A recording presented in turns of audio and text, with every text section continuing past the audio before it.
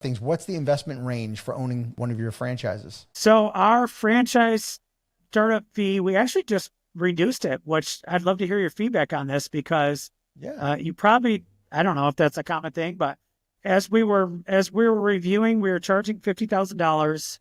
Okay. And we realized the reason why we were charging $50,000 is because I got talked into it when I franchised. I was going to sell it for a certain price. The company that I hired to franchise me says, no, you need to sell it for this price. And I realized in hindsight, well, they want to get their commission for selling franchises for me. Oh, Um, they were, so with the company that helped you franchise is also a franchise sales organization. So they sold yeah. franchises for you as well?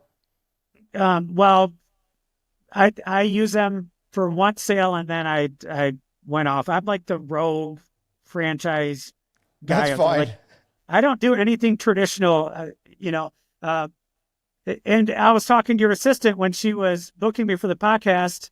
And she's like, oh, are you going to be at the convention in Vegas? And I said, I Right. didn't even know there was a convention in Vegas. I said, I'm literally the black sheep of the franchise world because I had such a bad experience when I franchised, Mm. unfortunately. And just the advice I was given, they used a template FDD that, Oh like, gosh. I have people that are still, I had someone just 2 weeks ago. Uh, Mhm. it's not as bad as it was literally when I first started. They're like, hey, so what's the verbiage in here about walking dogs? And I was like, what? Show me what it was something from another franchise FTD they put together for a dog Oh walking business. gosh. Like Yeah, not it was cool. bad. That's lazy franchise consultant right there. That is Yeah. awful. So it was a bad experience, unfortunately. But once we crunched all our numbers, we looked at how much our acquisition costs to bring on a franchise and then how much we wanted to invest to help them get off the ground. We ended up lowering our cost from $50,000. This literally just happened several weeks ago, down to Uh-huh. $35,000 because we realized we don't need that much margin. Uh-huh. We can serve people at a good level and reinvest back in the business at this cost. So, um, and then it goes up to, I forget honestly, where it goes up to like $91,000.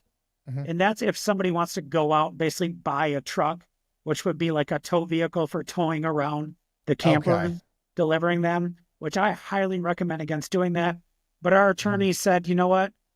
You should just put that in there because if somebody wants to do that, like we want to give them the potential scenario. So Sure, that's and you left. have to put the high range in. Garv, if you want my opinion, I think it's fantastic. I love that you lowered your franchise fee because you felt like it was the right thing to do, number Thank one. you. And I give you a lot of credit. First of all, I love your transparency. We have all made a ton of mistakes in franchising. And if anybody's listening to this podcast and is excited about your franchise concept, what I'd also be super excited about is hearing you be transparent, sharing about mistakes. You're obviously coachable yourself and willing to learn. I mean, that is to me that's a leader right there. Somebody who's willing to make changes, can fess up and say, hey, we did something a certain way. It wasn't cool, but you fixed it. And that's all we really want when we're in a franchise relationship. We want to know, are we being transparent? Can I trust you? You can trust me. We're going to make mistakes, but we're going to figure this out together. That's all people are asking for. That's what Yeah. they want. It's It's having so true. credibility. That was, and honestly, this has only been the last several years, Frank, where I don't know. Napoleon Hill says when you hit your mid 40s, that's when you start to hit your stride and you realize you don't have anything to prove to anybody. And you were only Right. trying to prove to yourself or maybe your dad who, you disappoint, something like that. And it's literally the last 2 years of business for me have just been magical because I've just hit that area in Yeah. life where I'm thinking about legacy and my children and my grandchildren, and I'm thinking about what will people say about me at my funeral, and I'm Hmm. not trying to build this kingdom to myself anymore. And it's just, it's That's man, wonderful. you sleep a Yeah. lot better at night when you realize it was all a facade with you trying to Yeah. prove. It's true. Yeah, when I was in my 20s and 30s starting out, I used to believe in the mantra that success was the best revenge. Mm, And it's exhausting of a mantra, but it was like the fire that got me started. It helped ignite everything. But that's not a mantra I live by at all anymore. The mantra I try to live by in my business is I am here to serve. And I believe that we're here to serve and help others. And it's so much more positive and uplifting when you're trying to serve others and you're trying to give people a great opportunity and give back.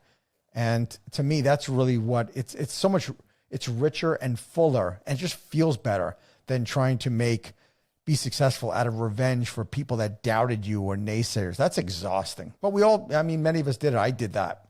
Yeah, I think it's part of the journey that we walk through as entrepreneurs is trying to prove ourselves. And then when we get to that part of where we're just trying to serve others, right, that we feel a lot more fulfilled. And then the money comes as a byproduct. It's like, oh, I put the money first. I actually, if I just focus on serving others, and I realize the money is going to come as a result, of doing the right thing. I agree. I agree with that. Anytime in any business I've ever tried to do something where the money was first, I screwed it up. It did not work. Yeah. But I've always tried to do the right thing first. And it's hard because when you're leading a franchise organization, doing what's popular is much easier to do than doing the right thing. It's much more of a challenge. But I think that's the only other way you can really grow your franchise brand is making the hard decisions. Yeah.